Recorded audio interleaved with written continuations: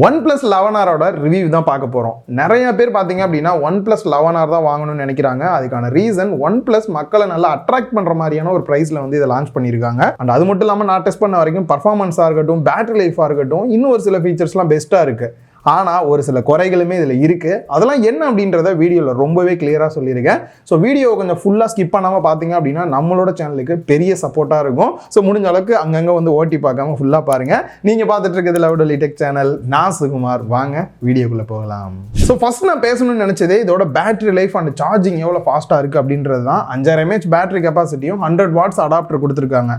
So இதை use பண்ணி நான் லைவாகவே டெஸ்ட் பண்ணி பார்க்கலான்னு பார்த்தேன். பிராண்ட் சொல்கிறது பார்த்தீங்க அப்படின்னா 100% சார்ஜ் ஆகிறதுக்கு வெறும் 25 minutes தான் டைம் எடுத்துக்கும் அப்படின்னாங்க. பட் நான் லைவா டெஸ்ட் பண்ணி பார்த்த வரைக்கும் 0 to 10% சார்ஜ் ஆகிறதுக்கு 3 நிமிஷம் 44 செகண்ட் எடுத்துக்கிச்சு. 50% சார்ஜ் ஆகிறதுக்கு 14 நிமிஷம் டைம் எடுத்துக்கிச்சு. அதுவே 100% சார்ஜ் ஆகிறதுக்கு 31 நிமிஷம் டைம் எடுத்துக்கிச்சு. ஆல்மோஸ்ட் பாத்தீங்க அப்படின்னா பிராண்ட் சொன்னதுக்கு இதுக்கும் ஒரு 5 நிமிஷம் டிஃபரன்ஸ் இருக்கு. ஓகே தான், இதுவே வந்து போதுமான அளவு ஃபாஸ்ட் சார்ஜிங் அப்படின்னே சொல்லலாம். அண்ட் அதே மாதிரி பேட்டரி லைஃப் அப்படின்னு பார்க்கும்போது ஆல்மோஸ்ட் 1 டேக்கு வந்து பேட்டரி லைஃப் நல்லாவே நிற்குது. பேட்டரி ஆப்டிமைசேஷன் பெட்டராகவே பண்ணியிருக்காங்க. ஸோ இந்த அளவுக்கு ஃபாஸ்ட் சார்ஜிங் இருக்கு. பேட்டரி லைஃப் எந்த அளவுக்கு இருக்குன்னு தெரியல அப்படின்னு கேட்கறவங்களுக்கு பிராண்ட் சைட்ல இருந்து சொல்றது என்ன அப்படின்னா, ஒரு 3 வருஷமா நாங்கள் இந்த ஒரு பேட்டரி ஹெல்த் இன்ஜின் டெக்னாலஜி வந்து டெவலப் பண்ணியிருக்கோம். இது மூலியமா பாத்தீங்க அப்படின்னா இந்த போன் ஆல்மோஸ்ட் நீங்க 1000 சார்ஜ் பண்ணதுக்கு அப்புறமும் 4 வருஷத்துக்குமே வந்துட்டு இப்ப எந்த அளவுக்கு இருக்கோ பேட்டரி லைஃப் அதே அளவுக்கு பெட்டரா உங்களுக்கு கொடுக்கும் அப்படின்றாங்க. ரியலாவே இது ஒரு நல்ல விஷயமா தான் எனக்கு தோணுது. ஸோ பேட்டரியோட லைஃபை பெட்டரா கொடுத்ததுனால எந்த அளவுக்கு சேஃப்டி இருக்கு அப்படின்னு பார்க்கும்போதும் உள்ள வந்து பாத்தீங்க அப்படின்னா 13 டெம்பரேச்சர் சென்சார் வந்து கொடுத்துருக்காங்க. இது வந்துட்டு டிவைஸ் எந்த அளவுக்கு ஹீட் ரைஸ் ஆகுது சார்ஜ் ஆகும்போது அப்படின்றத மேனேஜ் பண்ணி அதுக்கேற்ற மாதிரி பார்த்தீங்க அப்படின்னா சார்ஜிங் ஸ்பீடையும் அட்ஜஸ்ட் பண்ணி கொடுக்குது. ஸோ டெம்பரேச்சரையும் அதிகமாக ரைஸ் பண்ண விடாமல் அதே அளவுக்கு இந்த ஃபாஸ்ட் சார்ஜிங் அச்சீவ் பண்ண முடியுது. இது கண்டினியூவாகவும் இருக்கும் அப்படின்ற மாதிரி சொல்லியிருக்காங்க. இதுவுமே பெட்டராக இருக்கு.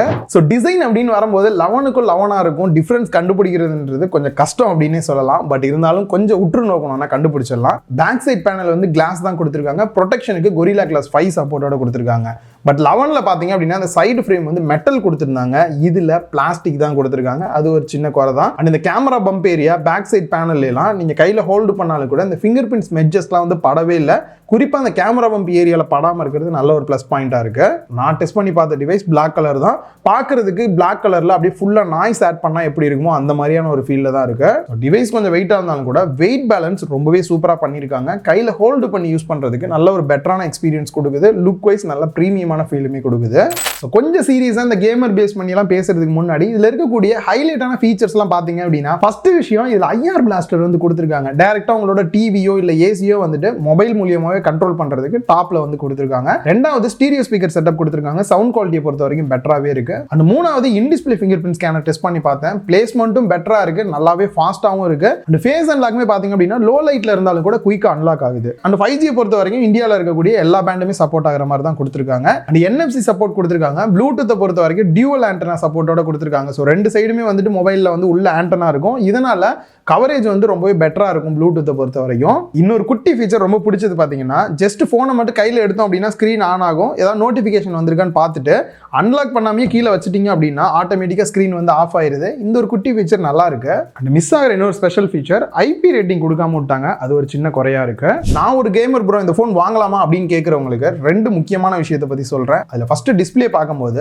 கர்வ்டு டிஸ்பிளே கொடுத்துருக்காங்க. கொஞ்சம் கேமருக்கு கஷ்டமாக இருந்தாலும் கூட கர்வ் வந்து பார்த்தீங்க அப்படின்னா ரொம்ப கர்வாக இல்லாமல் ஓரளவுக்கு மினிமமாக கொடுத்துருக்கனால ஹோல்டு பண்ணும்போது பெரிய லெவலில் டிஸ்டர்பன்ஸும் இல்லை. அதே மாதிரி கர்வில் வந்து ஆக்சிடென்டல் டச்சஸ் இந்த மாதிரிலாம் கூட எதுவுமே நடக்கல. அண்ட் 6.7 inch நல்ல ஒரு பெரிய டிஸ்பிளே தான் கொடுத்துருக்காங்க. Full HD plus fluid AMOLED display. டிஸ்பிளேயோட குவாலிட்டி வைஸ் பார்த்தீங்க அப்படின்னா ரொம்பவே ஒரு பெட்டரான டிஸ்பிளே தான் கொடுத்துருக்காங்க. சேச்சுரேஷன் லெவலாக இருக்கட்டும், நல்ல ஒரு டீப்பான பிளாக்காக இருக்கட்டும், கான்ட்ராஸ்ட் லெவலாக இருக்கட்டும், ரொம்பவே நல்லா இருக்கு. அண்ட் அது மட்டும் இல்லாமல் 120 Hz ரிஃப்ரெஷ் ரேட் கொடுத்துருக்காங்க. இந்த இடத்துல இவங்க சொல்றது இது வந்து LTPO டிஸ்பிளே கிடையாது. பட் இருந்தாலும் OnePlusல ஃபர்ஸ்ட் டைமா ADFR 2.0 அப்படின்ற ஒரு புது டெக்னாலஜி கொண்டு வந்திருக்காங்க. இது வேற ஒன்றும் கிடையாது. எல்லா ஃபோன்லையும் வரக்கூடிய அந்த அடாப்டிவ் ரிஃப்ரெஷ் ரேட் தான் கொண்டு வந்திருக்காங்க. இதனால நீங்க 120 Hz செட் பண்ணிட்டீங்க அப்படின்னாலும் ஆட்டோமேட்டிக்கா உங்களுக்கு தேவையான இடத்துக்கு ஏற்ற மாதிரி 40 Hz இல்ல 60 Hz 120 Hz வந்து தானா சேஞ்ச் ஆகிற மாதிரி வந்து கொடுத்துருக்காங்க. இதனால நீங்க யூஸ் பண்ணும்போது பேட்டரி கன்சப்ஷனும் பெட்டரா இருக்கும். யூஸ் பண்றதுக்கு நல்ல ஒரு ஸ்மூத்தான ஃபீல்மே கொடுக்கும். அண்ட் HDR 10+ இமேஜஸ் கண்டென்ட்லாம் உங்களால் பார்த்துக்க முடியும். பட் டால்பி விஷன் சப்போர்ட் கொடுக்கல. பட் OnePlus 11ல வந்து இந்த விஷயத்தை கொடுத்துருந்தாங்க. ப்ராசஸர் அப்படின்னு பார்க்கும்போது Snapdragon 8+ Gen 1 வந்து யூஸ் பண்ணியிருக்காங்க. GPU பொறுத்த வரைக்கும் Adreno 730 வந்து யூஸ் பண்ணியிருக்காங்க. நான் டெஸ்ட் பண்ணி பார்த்த டிவைஸ் பார்த்தீங்க அப்படின்னா 16GB RAM வேரியன்ட் இருக்கக்கூடிய டிவைஸ் தான். அண்ட் இதில் இருக்கக்கூடிய RAM டைப் பார்த்தீங்கன்னா LPDDR5X வந்து யூஸ் பண்ணியிருக்காங்க. ஸ்டோரேஜை பொறுத்த வரைக்கும் UFS 3.1 வந்து யூஸ் பண்ணியிருக்காங்க. எக்ஸ்பேண்டபிள் RAM வந்து நீங்கள் இன்க்ரீஸ் பண்ணுற மாதிரி இருந்ததுன்னா 4GB 8GB இல்லை 12GB வரைக்கும் நீங்கள் இன்க்ரீஸ் பண்ணுற மாதிரி வந்து கொடுத்துருக்காங்க. RAM மேனேஜ்மெண்ட்டை பொறுத்த வரைக்கும் RAM Vita அப்படின்ற ஒரு விஷயம் இருக்குது அப்படின்றாங்க. நான் டெஸ்ட் பண்ணி பார்த்த வரைக்கும் பார்த்தீங்க அப்படின்னா மல்டி ஆப்ஸ் நிறைய ஆப்ஸ் நம்ம கண்டினியூவாக யூஸ் பண்ணாலும் கூட நல்லாவே மேனேஜ் பண்ணுது. எந்த ஆப்புக்கு அதிக ப்ரியாரிட்டி கொடுக்கணுமோ அந்த ஆப்புக்கு வந்து RAM அலோகேஷன் வந்து பெட்டராக கொடுக்கும் அப்படின்ற மாதிரி சொன்னாங்க. நான் அதிகமாக இந்த கேமரா யூஸ் பண்ணும்போதும் சரி பெருசாக லேக் இருக்கிற மாதிரியான ஃபீல் இல்லை. டெஸ்ட் பண்ணி பார்க்கணுன்னே ஒரே டைமில் பார்த்தீங்கன்னா 10-20 ஆப் வந்து ஓப்பன் பண்ணி பார்க்கும்போதும் சரி RAM மேனேஜ்மெண்ட் ரொம்பவே பெட்டராக இருக்கிற ஃபீல் தான் இருக்குது. ஸோ இந்த இடத்துல முக்கியமாக ப்ரோ இந்த ப்ராசர் ஹீட்டிங் இஷ்யூ எதுவும் இருக்கா அப்படின்னு கேட்டிங்கன்னா இந்த மொபைலில் வேப்பர் சேம்பர் கூலிங் சிஸ்டம் பார்த்தீங்க அப்படின்னா இதுக்கு முன்னாடி இவங்க லான்ச் பண்ண மொபைல்ஸை கம்பேர் பண்ணும்போது நல்ல ஒரு லார்ஜாக வந்து பின்னாடி கொடுத்துருக்காங்க. இதனால கூலிங்குமே பெட்டராக இருக்குது அப்படின்றத என்னால் லைவாகவே டெஸ்ட் பண்ணி பார்க்க முடிஞ்சது. அண்ட் நான் டெஸ்ட் பண்ணி பார்த்த வரைக்கும் இந்த பெருசாக ஓவர் ஹீட்டிங் ஆகிற மாதிரியான ப்ராப்ளம்லாம் எதுவும் பார்க்கல. அண்ட் கேமர்ஸுக்குன்னு கேமிங் மோட்லாம் கொடுத்துருக்காங்க. ஸோ அதில் நீங்கள் நார்மலாக யூஸ் பண்ணக்கூடிய அந்த ஷார்ட் கட்ஸ் இதெல்லாம் கூட நீங்கள் அதிலே வந்து எல்லாமே யூஸ் பண்ணிக்கலாம்.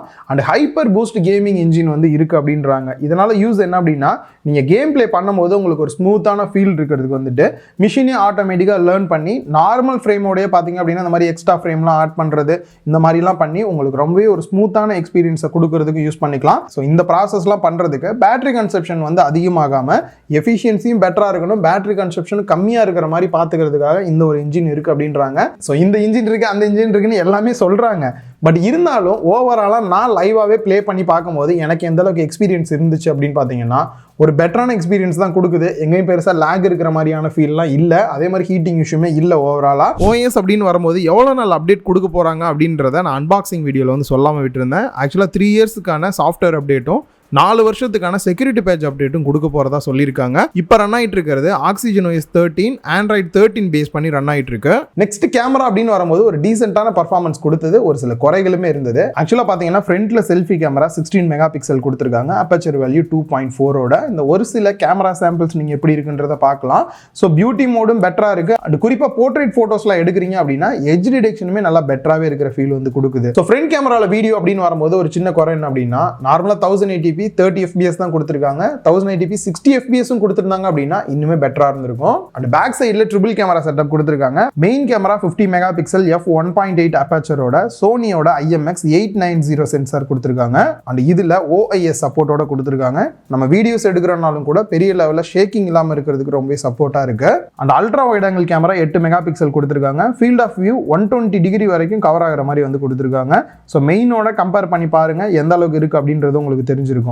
மேக்ரோ கேமரா ஒரு 2 மெகா பிக்சல் கொடுத்துருக்காங்க. இதுக்கு பதிலாக ஒரு டெலிஃபோட்டோ 2x 3x எடுக்கிற மாதிரி கொடுத்துருந்தாங்கன்னா இன்னும் பெட்டராக இருந்திருக்கும். ஸோ அதுக்கு தானே OnePlus 11 கொடுத்துருக்கோம் அப்படின்னுவாங்க. அதை தாண்டி பேக் சைட் கேமராவோட வீடியோஸ் அப்படின்னு வரும்போது மேக்ஸிமம் 4K 60 fps இல்லை 30 fps எடுக்க முடியும். இல்லை 1080p 60 fps 30 fps எடுக்கிற மாதிரி வந்து கொடுத்துருக்காங்க.